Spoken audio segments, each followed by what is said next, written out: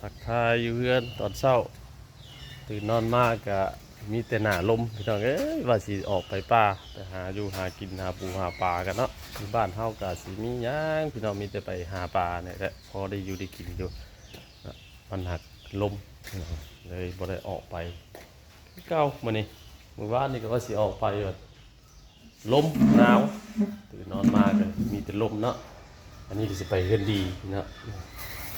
บ้านเฮาก็มีผู้เสียชีวิตอยู่ก็คือคนเฒ่าเนาะมันมีนี่เตรียมอันนี้คือสิไปเพื่อนดีเนาะเพื่อนดีผีตายแล้วไปส่งสการเพิ่นก็มีอันเดี๋ยวนี้พ่อบ้านเฮาก็สิแม่นตอนนี่แหละเนาะเป็นข้าวสารเนี่ยอันนี้คือว่าเพิ่นห้องทางบ้านเฮาคือว่าไปซอยเรือไปกินทานเนี่ยเนาะอันนี้ไปกินไปทานว่าซั่นซะ มีเรียกอันเตปัจจัยเนาะเงินนี่ก็ทางเฮาก็สิใส่10,000กีบกับข้าวสารเนี่ยไปเงินดีอันนี้เฮาว่าไปซอยเรือไปกินทานเนาะส่วนเงินประกันภัยเงินประกันสังคมนะก็30,000กีบแต่ละครอบครัวไปกันสิเบ็ดนี่แหละพี่น้องก็สิมีข้าวสารนี่ว่าเงิน10,000กีบนี่เนาะว่าสิไปหาอยู่หากินก็บ่ได้ไปอีกแล้วพี่น้องยากน้ำเรียกน้ำงานมื้อวานนี่ก็มีมื้อวานมื้อก่อนก็มีงานบุญแจกเนาะไปร่วมงานบุญแจกวันนี้ก็ว่าสิไปก็มีลมแน่ก็บังเอิญก็ว่ามีเพื่อนดีผีตายเพิ่นแน่เลยจะไปส่งสกัดอีกมื้อนี้ยังบ่ได้พ้อกันง่ายเด้อพี่น้องเด้อออกไปป่าไปเนาะฟังเบิ่งอีกจักมื้อ2มื้อก่อนพี่น้องเอ้ยเรียกงานเบาบางก่อนแล้วก็สิออกไปหาอยู่หากินข้าวป่าเนาะอยากไปพี่น้องเอ้ยโอ้ยขอมือนั่นมือนี้อยู่บ่ได้ไปจักเทื่อโอเคพี่น้องเนาะพอดีรอว่าเอาสีลาดเพิ่นแล้วเวียกแล้วงานพอดีจังตอบพบพ่อกันอยู่ป่าบัดนี้เนาะโอเคเวลาส่งสการแล้วเข้าในรถ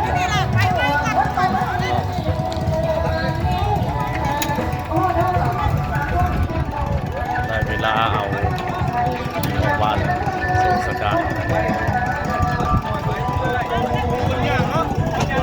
มาลงงานร้าย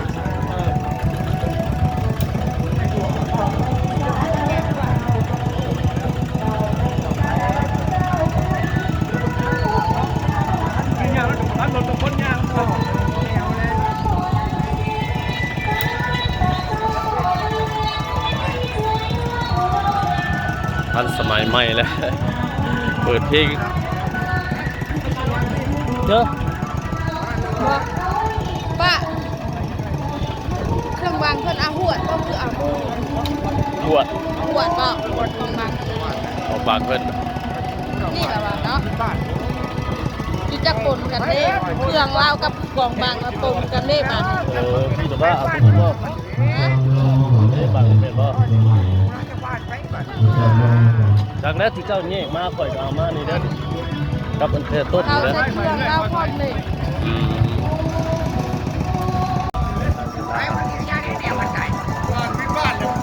ขี่รถไทยรถเป็นย่างเอา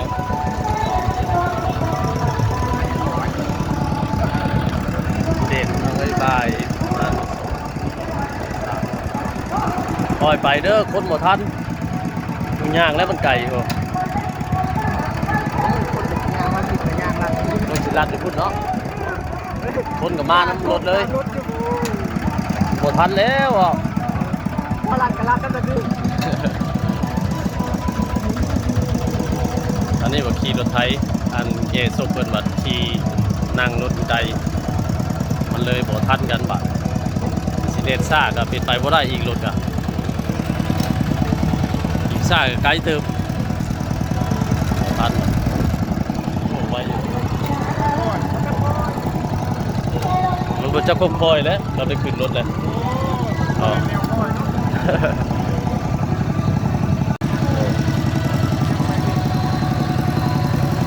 เกศส่งมาไว้ครับ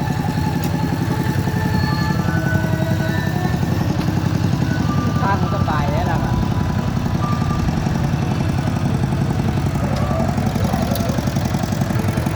เกศส่งมาไว้คนไปส่งน้ำลังเอาโอ้ยังอยู่ไกลอยู่ดีไปจอดเมืองไทยเอาเครื่องเขาก็ได้แล้วทั้งนั้นกับข้าวย่างนี่ได้เขากันได้รถกับคนเนาะ นะไปทันกันทุกคนแหละภาษาคนแหละ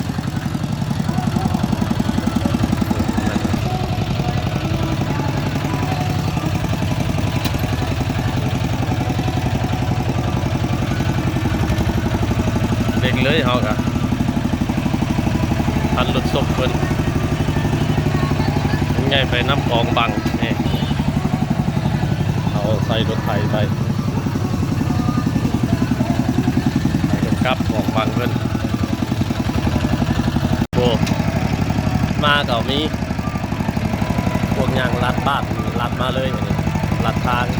ลัดมาดูน้ำหลังกันเลยบ่ทันตรงนี้เป็นยางลัดเอาบ่ลายก็ได้พวกยางลัดโอ้เด็ดพี่น้องเอ้ยมันนี่เด็ดเลยดิ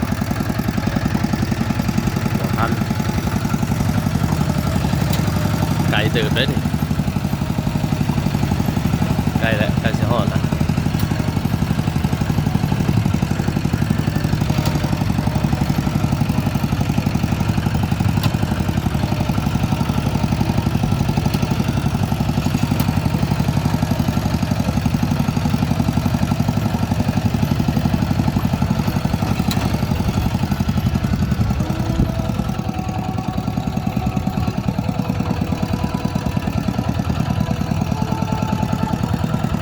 ซาแล้วบัดนี้เลยอ่านกระโต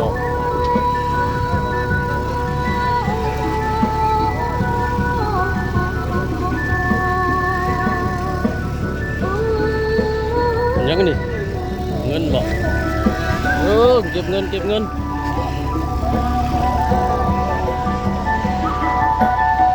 เงินเห็นไหมนะ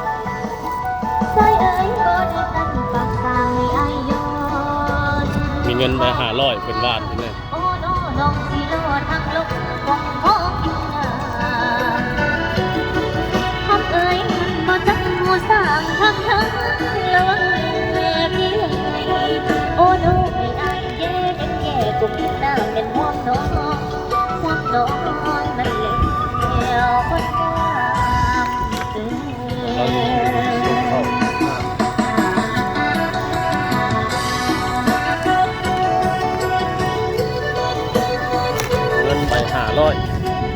เราใส่เนี่ยเก็บเดี๋ยวยังไม่ได้ไข่เบิ่งนะเป็นบานเดี๋ยวฮอดภาษาก่อนอย่าลงให้เหมือนคงหินน้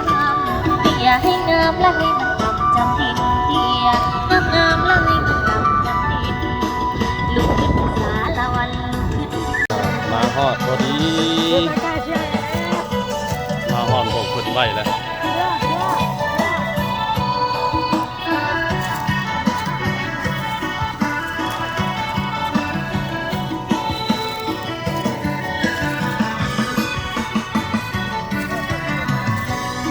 ป่าเลยไป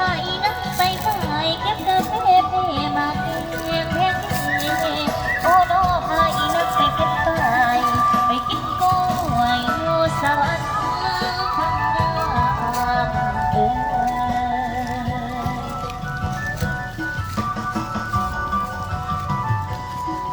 สายเอ้ยพบมาทั้งนี้สาวนักเล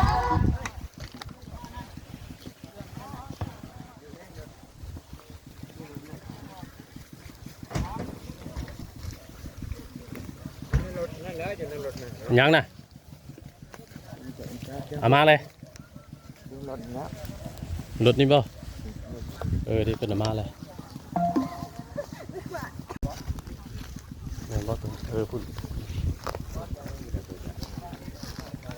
ว่างนี่บ่ได้แล้ววางเนาะเอาแล้วล่ะวางโต๊ะนี้ตัวนี้นะนี่ก็วางโต๊ะเนาะถัดไตเพิ่น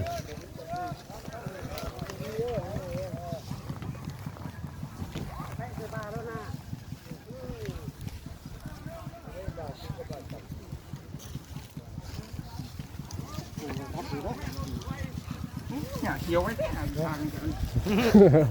หญ้างามจังติหญ้าอ่อนครับลำน้ำชุ่มนี่รอนะ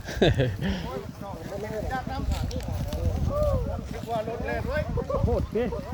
ไปแม่บอกว่าอยู่กับบ้านอยู่ให้ไก่กินว่ะบอกว่า เล่นน้ำลายจากพันแต่นี่ทั้งหากเขาต่อกันใช่ง่าย รถกับคนวะ ย่างกับรถเนาะ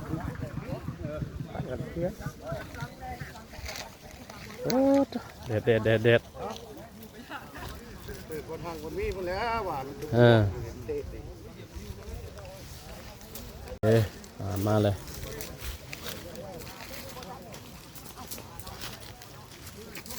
ดูตีโตด้วยคือสิเป็นโตแท่นนนน่ะนะผู้ทั้งหลังแล้ว เราบนนู้นไม่มีสบายเนี่ยเกี่ยวพับเลย อืม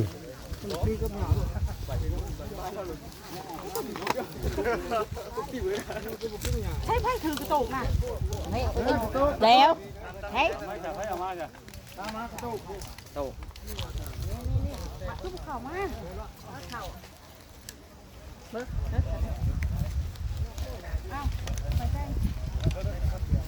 เอ้า ไปหอยทางไหน ได้กว่าคนละไป เดี๋ยวคนเราก็จังหวะ ตังค์ นี่เป็นไปกว่า จะหอยคนนี้มันก็ หอยแล้วเต่งไปอยู่ต้องหนักกันคนเอาตัวนี้ว่าตัวนี้ว่าเต็ง บอดี้ ตัวนี้หอย หอยแม่ตัวนี้นะ เราไปหอยพวกก็ไม่พูดไปแล้วไปพวกนั้นเรียกควันเรียกควัน เป็นเลี้ยว พูดกับผมแล้วนะ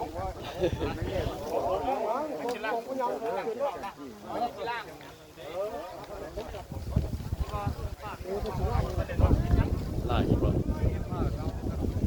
ล่างหนา เงินบ่ ล่างหนาหรือมันล่างคน มันนั่นบ่เทียงบ่จะพันลงมันเป็นไปจับ จะเอาไปส่งสการฮอดภาษาอย่างเอ้ยนี่หน้าที่ของลุงไงหน้าที่ประจำเลยเนี่ยตำแหน่งเบรกเสื้อมาวัดบัดตอดไปแล้วก็ใส่รถอยู่แต่บางงานก็ได้เบรกไปแบบนี้เด็เบรกไปเบรกมานะหน้าที่ของสีวัดเปิดเนี่ย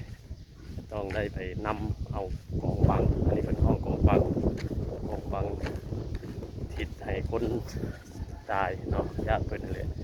ลูกเป็นเต้าเพิ่นทิศให้เป็นเสื้อเป็นมอนกับเพิ่นให้ลายเอาก็ได้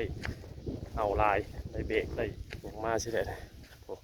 ทางนั้นก็ได้ถือศาสตร์แล้วก็ทางหน้าพวกก็เพิ่นก็ถือซอยกันอันนั้นก็ได้เบรกเป็นผ้าห่มเป็นหมวหนึ่งหมวอย่างเนาะเพราะไกลเติบพี่น้องไอ้เพื่อสีฮอดอันวัดกันเนี่ยวัดกับไกลสีฮอดแล้วนี่ตำแหน่งประจำตำแหน่งได้เบรกไว้นี่แหละเบรกของงานพี่น้องเลยทุกงานเลยเบรกนี่แหละ